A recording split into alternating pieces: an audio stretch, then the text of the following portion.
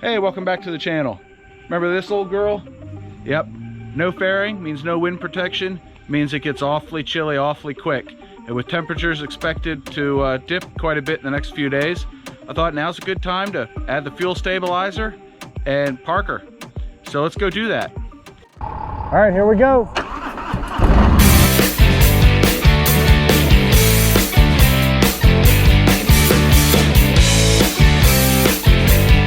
All summer long, I've been using the Seafoam here, and that's helped with carb issues.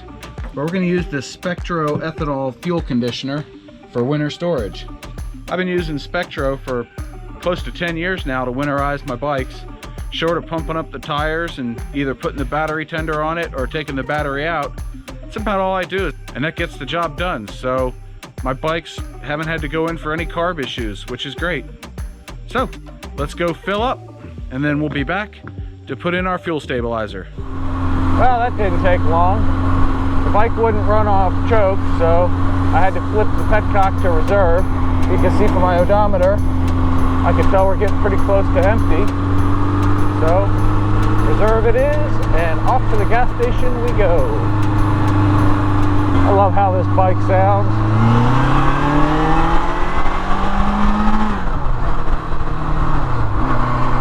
You don't even have to run up to much past the speed limit to hear that beautiful noise. No. Yeah, this little footage right here is for my buddy Ironborn Rider. He's a local guy. He wanted to see more vintage bikes with motovloggers on them. So here you go. All right, we are back on the road. Took just over 3 gallons. Makes sense. 1 gallon in reserve, 4 gallon total.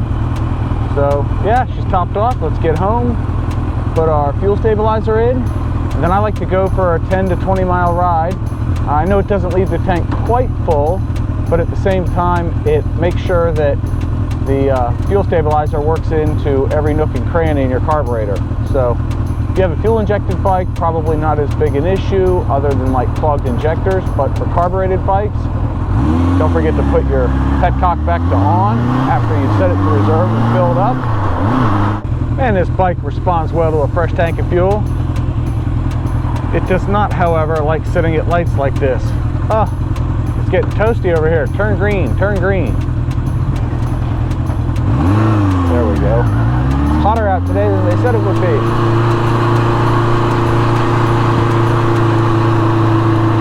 And this bike just loves to lean over around corners.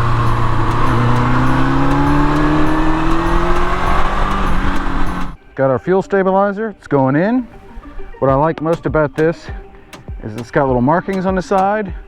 You just squeeze it up till it gets to the mark that you want, and you pour it in, easy breezy.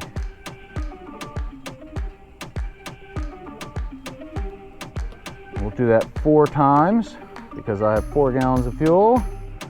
And yeah, they sell this in bigger containers, but man, this way makes it so much easier. Done.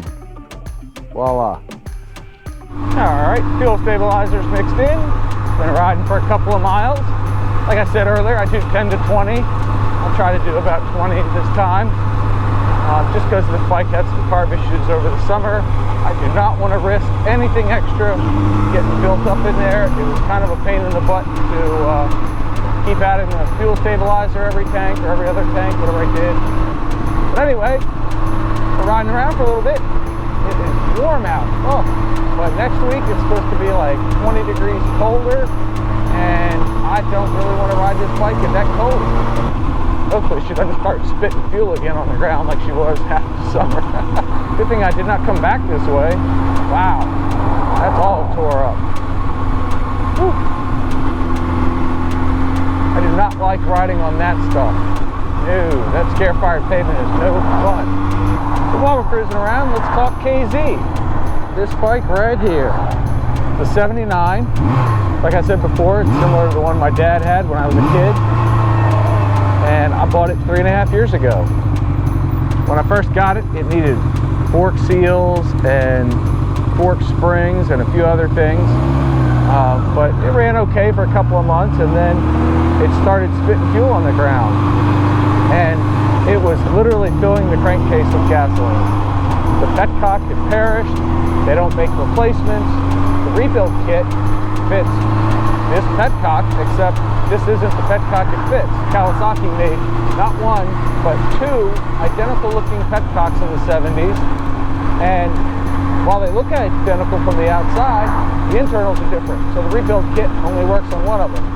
Yep, guess which one mine is? It's the latter. It doesn't work on it. So I did find through a lot of research that the KZ650 petcock works on this bike. So that's what it's running now. And it's been really good up until this spring when I rode it for a couple hundred miles, and then all of a sudden it started spitting fuel on the ground again. But the oil didn't smell like gas this time. This time it was stuck carburetor floats. And I'm not a mechanic, so I wasn't taking the things apart. So I just grabbed some seafoam, put in, I don't know, 1 ounce for every gallon of fuel, every other tank all summer. And it spits fuel sometimes, and it doesn't others, and it's gotten a lot better. So whatever little tiny gunk that's built up in the tank and the fuel system is starting to clear out, and it's running better, and this bike is stronger than it was.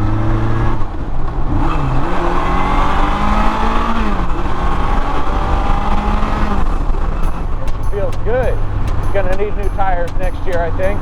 Hopefully I can get it into my mechanic and have him do like a mild restoration on it. I'd love for him to get it mechanically 100% sound. I mean, I've tinkered on it and it runs okay and all that, but it really just needs a TLC that I can't get it because I don't have the time, the space, or the knowledge of how to do it. Heck, I couldn't even think of the word knowledge there. So anyway, one of my favorite roads here, you've seen on the channel before. And we're gonna go. So I'm gonna ride around a little bit more, and then I'm gonna park this thing. And you probably won't see it again on the channel till spring. Well, I see you again, folks. Shiny side up.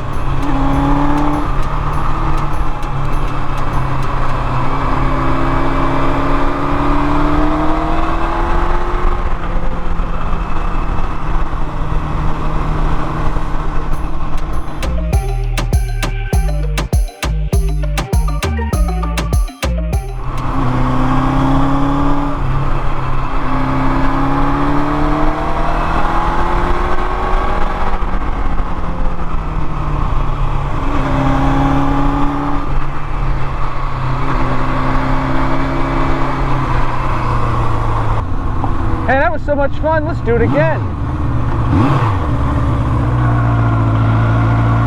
Whoa, Nelly.